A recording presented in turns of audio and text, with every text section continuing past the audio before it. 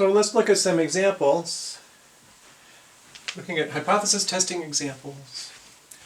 We're assuming the things we need to compute Z, a normal population, a known standard deviation of 4, and we have to collect our data by simple random sampling. Other sampling techniques don't represent the normal distribution in the same way, even if you're sampling from a normal population.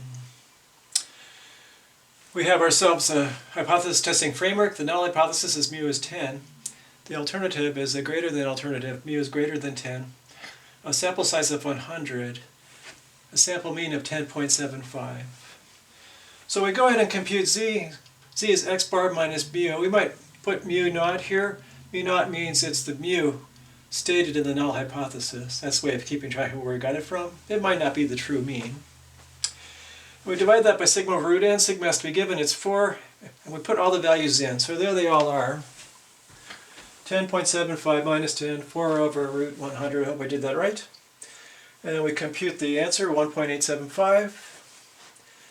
It's a greater than alternative, so the p-value is computed by a right tail. So we find 1.875 here. We find the area to the right. Of course, we don't have that in the table, so I just chose 1.88, as close as I can get to that number. Went to the tables, I got 9699 as the area below, so the probability of being less than 1.88 for a standard normal distribution is 9699. The upper tail then is 1 minus that number. Should be 1 minus 0.9699, which according to me, I hope is right, is 0.301. That's the p-value. So the p-value is 0.0301. No matter what your test is, the p-value is computed the same way, independent of significance level. It's the conclusion of the test that changes depending on significance level, perhaps. So the p-value is 0.301. Is it less than 0.05? Yes. 0.03 is less than 0.05. Fine. That means the conclusion was reject HO, accept HA.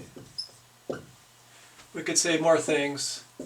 The results are significant at alpha equals 0.05 level. Okay. If we think of performing an alpha equals 0.01 test, we have the same p-value, 0.301. 0.301 is not bigger than 0.1, so no. So we say we fail to reject HO.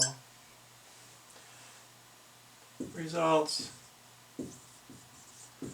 not significant at alpha equals 0.01. So your conclusion is going to depend on what significance level you've determined is appropriate in your situation. Now sometimes we do something a little more complicated than that.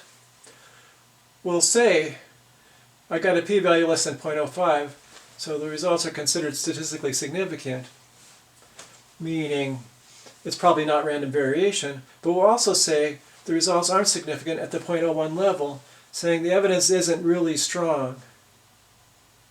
So I'm very suspicious the mean isn't the value quoted, but I'm not certain or more than just very suspicious. So 0.05 is just very suspicious. I think that most likely something's going on. 0.01 says, I'm pretty sure this can't happen because it only happened 1 in 100 times randomly. That's a lot smaller probability. If you got a p-value a lot less than, say, 0.005 or 0.001 or something like that, then you're pretty well virtually certain that what you're seeing is the population mean isn't what's quoted. So quite often you'll say, if you get a p-value of 0.03, you just say it's considered statistically significant by the ordinary measure of 0.05. But if you wanted me to make it clear that it's significant at the 0.01 level, I can't tell you that because the p-value is only 0.0301. All right, we're making some progress, and let's move on to some more examples.